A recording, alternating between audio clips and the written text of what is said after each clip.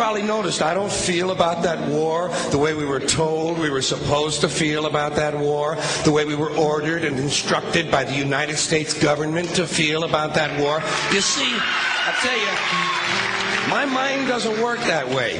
I got this real moron thing I do. It's called thinking. And I'm not a very good American because I like to form my own opinions.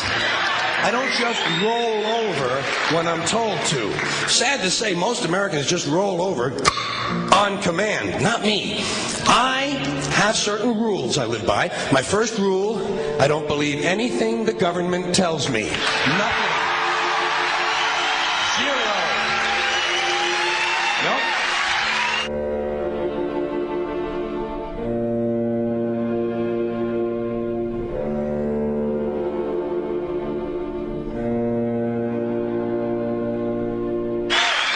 And I don't take very seriously the media or the press in this country, who in the case of the Persian Gulf War were nothing more than unpaid employees of the Department of Defense, and who most of the time function as kind of an unofficial public relations agency for the United States government. So I don't listen to them. I don't really believe in my country. And I gotta tell you folks, I don't get all choked up about yellow ribbons and American flags. Now, to balance the scale, I'd like to talk about some things that bring us together. Things that point out our similarities instead of our differences. Because that's all you ever hear about in this country is our differences. That's all the media and the politicians are ever talking about, the things that separate us, things that make us different from one another. That's the way the ruling class operates in any society. They try to divide the rest of the people. They keep the lower and the middle classes fighting with each other so that they, the rich, can run off with all the fucking money. Fairly simple thing, happens to work. You know, anything different, that's what they're going to talk about. Race, religion, ethnic and national background, jobs, income, education, social status, sexuality, anything you can do, keep us fighting with each other so that they can keep going to the bank. You know how I describe the economic and social classes in this country? The upper class keeps all of the money, pays none of the taxes. The middle class pays all of the taxes, does all of the work. The poor are there just to scare the shit out of the middle class.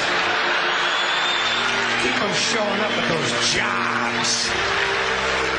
Politicians know that word. They use it on you. Politicians have traditionally hidden behind three things: the flag, the Bible, and children. No child left behind. No child left behind. Oh, really? Well, it wasn't long ago you were talking about giving kids a head start. Head start, left behind? Someone's losing fucking ground here. But there's a reason. There's a reason. There's a reason for this. There's a reason education sucks, and it's the same reason that it will never, ever, ever be fixed. It's never going to get any better. Don't look for it. Be happy with what you got.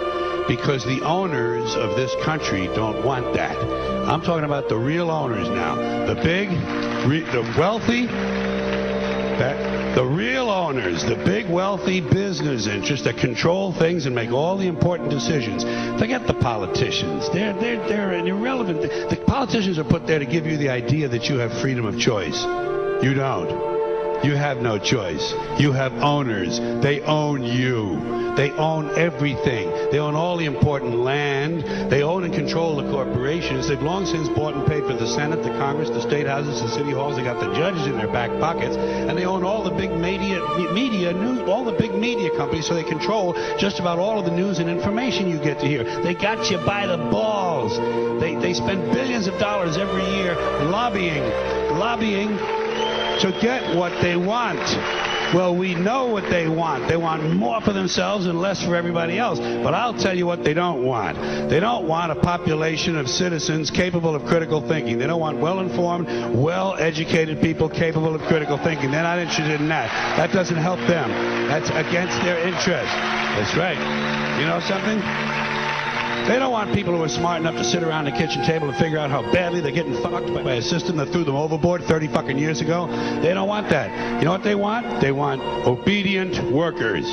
Obedient workers. People who are just smart enough to run the machines and do the paperwork, and just dumb enough to passively accept all these increasingly shittier jobs with the lower pay, the longer hours, the reduced benefits, the end of overtime, and the vanishing pension that disappears the minute you go to collect it. And now they're coming for your Social Security money. They want your fucking retirement money. They want it back so they can give it to their criminal friends on Wall Street. And you know something? They'll get it. They'll get it all from you sooner or later because they own this fucking place. It's a big club, and you ain't in it. You and I are not in the big club.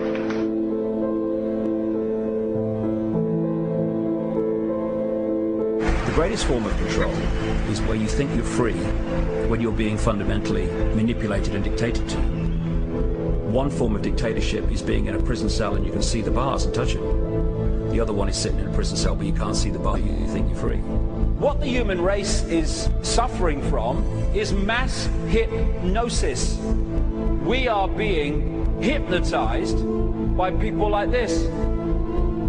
Newsreaders, politicians, teachers, lecturers. We are in a country and in a world that is being run by unbelievably sick people. The chasm between what we're told is going on and what is really going on is absolutely enormous. The greatest hypnotist on planet Earth is a oblong box in the corner of the room. It is constantly telling us what to believe is real. Historically, the control and manipulation of political opinion has been the Freemasons' main weapon in gaining control of countries and states. Once in control of the rulers and politicians of a country, laws and political structures could be changed in accordance with their agenda.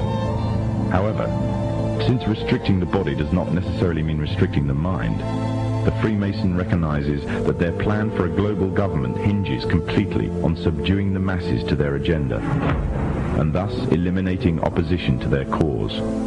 And the greatest threat to their plan, posing more danger than any army or law, is the threat of a free-thinking mind. In order to eliminate this threat and to achieve their objective, the Masons have set about the boldest plan ever devised: the complete control of every aspect of human life, your life. And the weapons they are using against you are in your very homes, entertaining you and your children, and gradually indoctrinating you without you even realizing.